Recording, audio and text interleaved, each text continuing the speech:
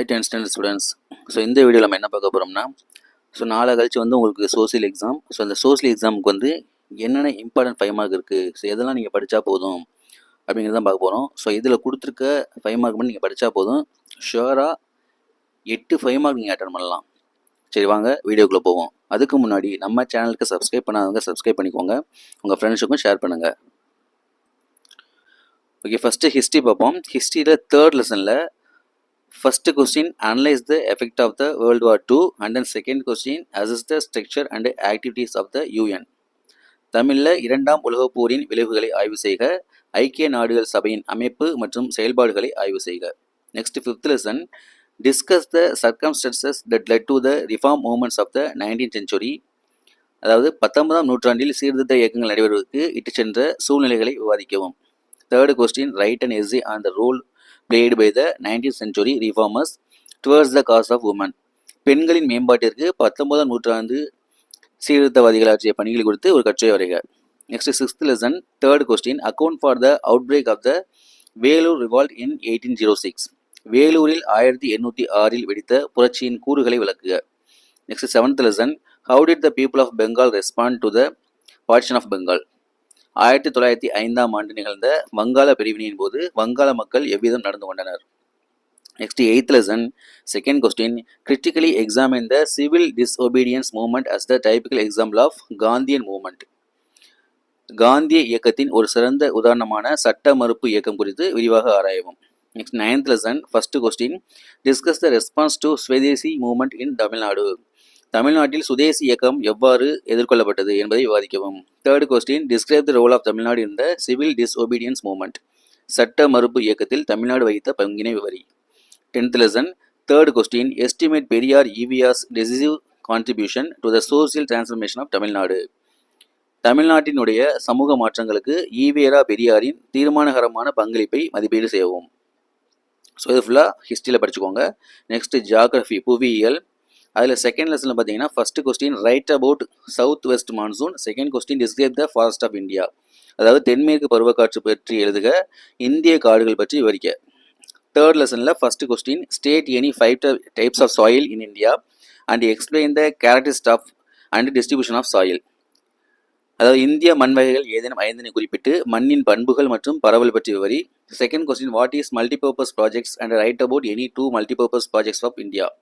பல்நோக்கு திட்டம் என்றால் என்ன, ஏதேனும் 2 இந்திய பல்நோக்கு திட்டங்கள் பற்றி எழுதுக. Next 5th lesson, explain the importance of satellite communication in India, classify and explain the roadways in India. இந்தியாவில் செயற்கைக்கோள் தகவல் தொடர்பின் முக்கியத்துவத்தை விளக்குக, இந்தியாவின் சாலைகளை வகைப்படுத்தி விளக்குக. Next 6th lesson, write and account on river Kaveri. Kaveri ஆறு குறித்து தொகுத்து எழுதுக. 7th லெசனில் second one, give an account on water resources of Tamil Nadu. தமிழ்நாட்டின் நீர் ஆதாரங்களை பற்றி எழுதவும். 4th question, explain the different modes of transport available in Tamil Nadu. தமிழ்நாட்டின் பல்வேறு போக்குவரத்து முறைகளை விவரிக்கவும். நெக்ஸ்ட் சிவிக்ஸ், குடிமையியல். குடிமையியல் ஃபர்ஸ்ட் லெசனில் explain the salient features of the constitution of India. Very very important question, கண்டிப்பாக வர்றதுக்கு வாய்ப்பு இருக்குது இந்த கொஸ்டின்.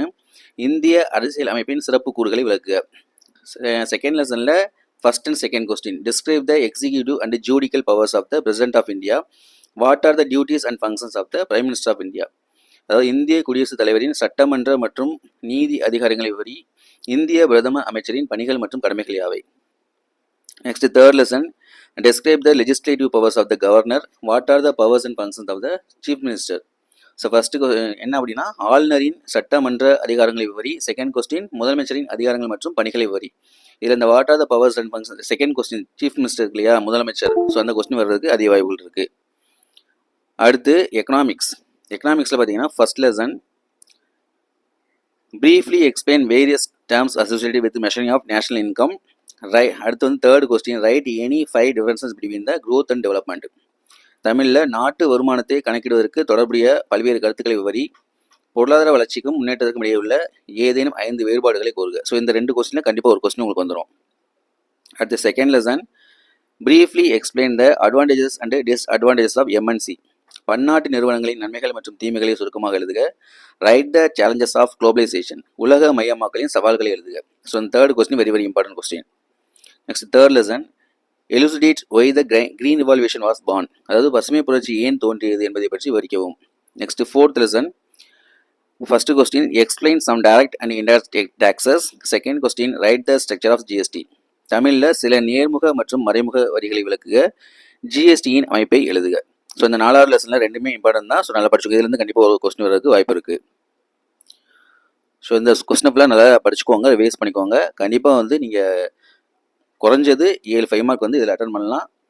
இதோடு சேர்த்து டைம்லைன் இருக்குது, அடுத்து மேப் இருக்குது, ஃபில்லப் கேட்பாங்க, அதே போல் டிஃபரன்ஷியேட் பிட்வீன் கேட்பாங்க, ரீசன் கேட்பாங்க. ஸோ இதெல்லாம் கூட நீங்கள் வந்து எக்ஸ்ட்ரா தெரிஞ்சால் நீங்கள் பார்த்து வச்சுக்கோங்க. ஸோ இதெல்லாம் நீங்கள் கண்டிப்பாக படிச்சிங்கன்னா ஷுவராக வந்து 7 5 மார்க் அல்லது 8 5 மார்க் வந்து ஷுவராக எழுதலாம். Okay, thank you. நெக்ஸ்ட் வீடியோவில் வந்து அடுத்து சோசியல் சயின்ஸில் 2 மார்க் வந்து நான் சொல்கிறேன்.